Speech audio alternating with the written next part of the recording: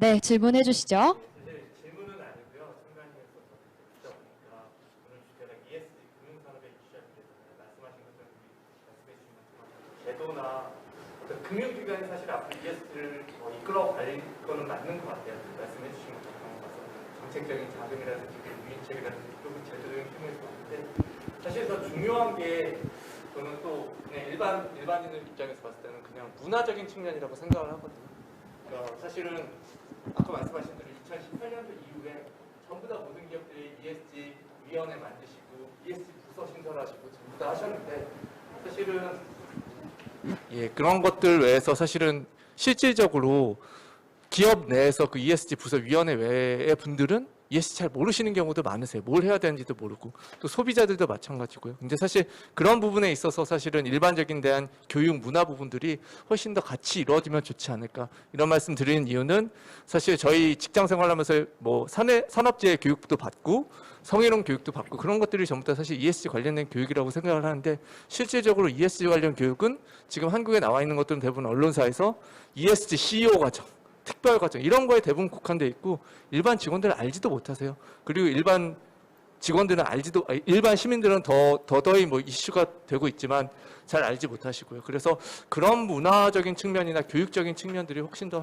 활성화가 되면은 기업들이 규제가 무서워서가 아니라 시민들의 어떤 인식이 높아지고 우회전할 때 요즘에 교통사고 이렇게 하시면은 깜빡이 되고 하는 것들이 시민의식이 높아져야지 사실은 사고가 안 나는 거잖아요. 규제랑 떠나서 그런 것들이 이루어지면은 기업들이 소비자 무서워서 제도 무서워지는 게 아니라 소비자 무서워서 더 올바른 행동을 더 적극적으로 ESG 경영을 하지 않을까 그렇게 생각을 합니다. 예.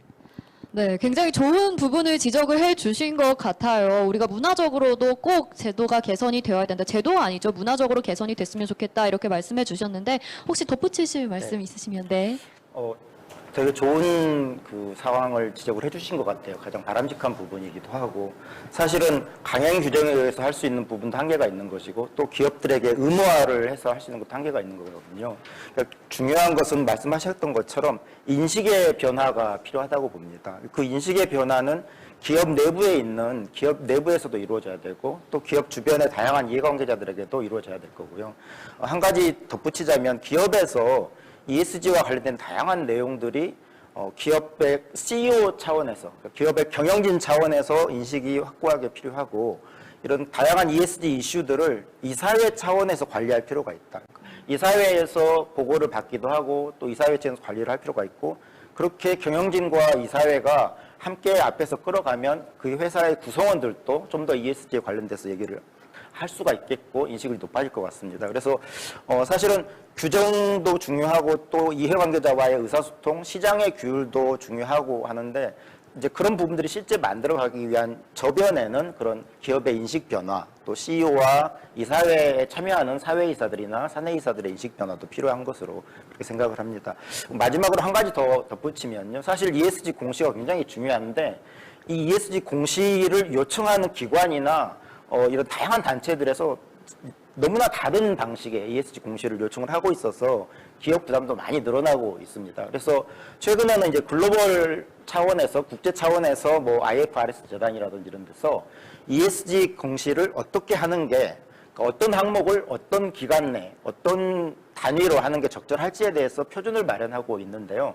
그런 ESG 공시의 표준화가 굉장히 중요한 역할을 할 것으로 보이고 이런 공시 표준화가 이루어지면 기업 간의 ESG 경영을 비교하기가 쉬워집니다. 또 어떤 기업이 시계열적으로 전년도에 비해서 어떻게 경영이 나아졌는지를 확인하기도 쉬워질 거고요. 그런 여러 가지 이제 그 주변 여건들이 변화가 되고 있어서 앞으로 ESG 경영이 조금 더 잘 이루어질 수 있는 그런 방향성을 찾아가고 있지 않는가 그렇게 생각을 합니다. 네, 좋습니다. 마지막 이렇게 참가하신 분께서 굉장히 좋은 부분 지적을 해주셔서 또 의미 있게 마무리가 되는 것 같은데요. 혹시 마지막으로, 정말 마지막으로 한마디만 더 하고 싶다 하시는 분 있으시면 정리하고 이제 마무리하도록 하겠습니다. 네, 네.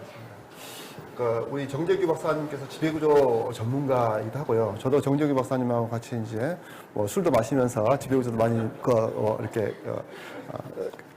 듣기도 하고 했는데 저는 이렇게 생각합니다.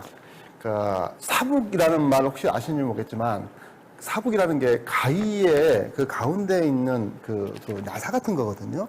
저는 이제 가위를 봤을 때 상당히 이것은 우리 어떤 인식에서 참 중요하다고 생각하는데 가위의 한 날은 저는 실용의 날이고요. 또 가위의 한 날은 명분의 날입니다.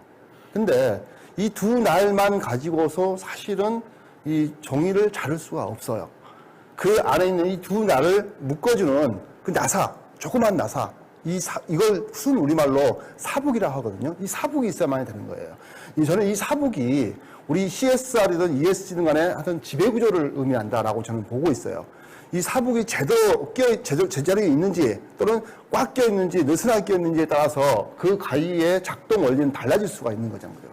저는 그런 점에서 보면 지배구조야말로 정말 중요한, 그러니까 아까 ESG 문화를 만든다고 하는데 지배구조 자체가 ESG가 강력한 지배구조, 아까 이사에 따라 논의되고 또 CEO의 의지 이런 것들이 없으면은 실제로 그것이 어떤 워싱이 될 수 있다라는 생각을 많이 하거든요.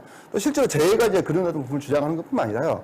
ISO 26000이라고 기업의 사회적 책임과 관련된 국제 표준이 있습니다. 그 국제 표준에는 7가지의 사회적 책임 주제가 나와요. 인권, 노동, 환경, 공정거래 관행, 소비자 이슈, 그리고 지역사회 참여 발전, 그리고 지배구조인데 이 지배구조를 어떻게 그림으로 그린다면 그 나머지 6가지 이슈의 가장 밑바탕 토대로 다 걸쳐 있는 걸 나와요. 즉 좋은 지배구조 하에서 좋은 인권 관행, 노동 관행, 소비자 관행, 지역사회 관행 이런 것들이 나올 수가 있다는 거죠, 사실요. 그래서 지배구조 우리나라의 ESG를 정말 제대로 하고 싶은 정말 기업이 있다 한다면 스스로의 지배구조부터 정말로 되돌아볼 필요가 있다라는 생각을 합니다. 네, 좋은 말씀 감사합니다. 자, 이제 어느덧 시간이 흘러서 오늘 이 세미나를 마무리할 시간이 다 됐습니다. 그동안 저도 ESG에 대해서 여러 번 이야기를 하면서도 사실 그 개념에 대해서 이렇게까지 잘 알지는 못했던 것 같은데요. 오늘 여러 패널분들의 전문가적인 의견 들어보고서 정말 명쾌하고 유익한 시간이 됐습니다. 앞으로 국내 기업들의 ESG 경영과 또 지속 가능한 미래를 위해서 응원하도록 하겠습니다. 그리고 오늘 함께 해주신 내외빈 또 그리고 참관인 분들 유튜브를 통해서 함께 시청해주신 분들 모두 감사의 인사드리겠고요.